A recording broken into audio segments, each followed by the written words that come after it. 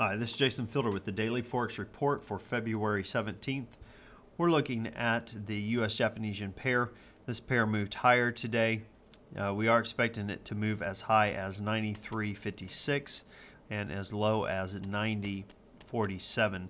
Look for resistance around 92.82 and look for support around 91.78. This pair, for the most part, is moving sideways. The bias is sideways at this current time. Now, looking at the U.S., the Euro USD, this particular pair, we're expecting it to move as high as 129.33 and as low as 124.24. Look for some resistance around 126.20 and look for some support around 125.42.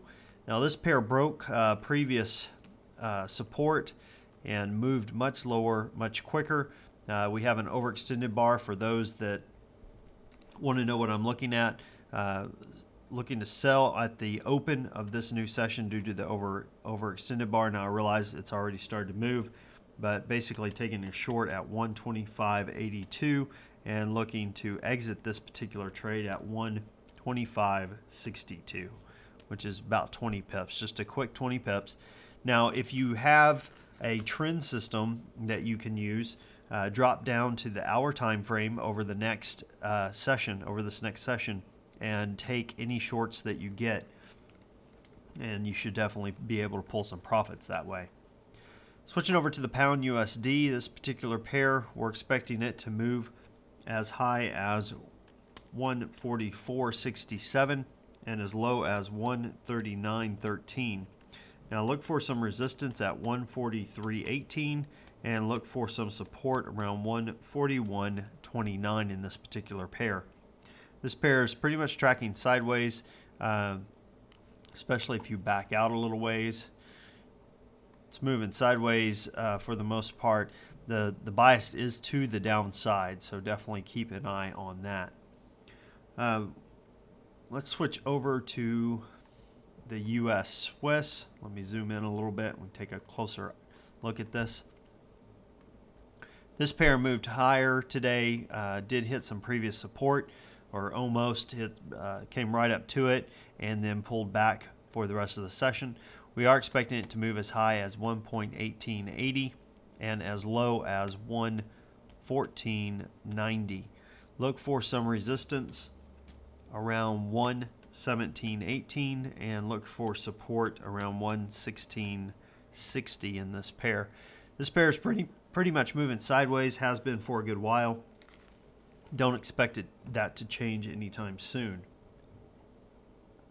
Now, the pound had their CPI release today. It was better than expected at negative 0.7% from negative 0.4%. So it was worse overall, but definitely better than expected. The CPI dropped from 3.1% to 3.0% year to date. Now, looking ahead into this next session, we have the Bank of England releasing their minutes at 4:30 a.m. The U.S. has Bernanke speaking at a national press club in Washington at 12:30 p.m. Eastern Time, and the FOMC minutes will be released at 2 p.m. tomorrow. That's Eastern Time. So definitely keep an eye on those particular news announcements as they come out. Now, something I'm looking for during this next session, we had talked about the Australian US dollar yesterday, how it formed a swing trade, and as you can see, that swing trade did hit and move much lower, much quicker. If you drop down to the hour time frame, it was just a tremendous trade, able to pull 80 pips or more out of that trade right off the bat, out of this about 4 hours into the new session.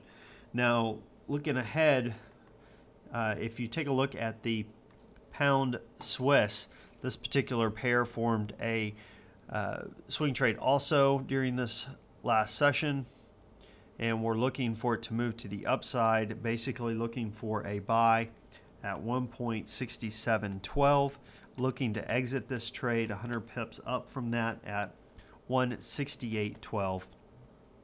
And like I said, that's a difference of 100 pips. That's roughly right around this area. I do believe we'll get this. If the market pushes higher, I do believe we'll get this in one session. And if not, of course, we'll look for it on the second session. As far as the stop loss, drop that down 100. Your stop loss is going to be around 166.12, just to let you know it's a 1-to-1 risk to reward ratio. Well, that about does it for today. Until next time, this is Jason Fielder. Good trading.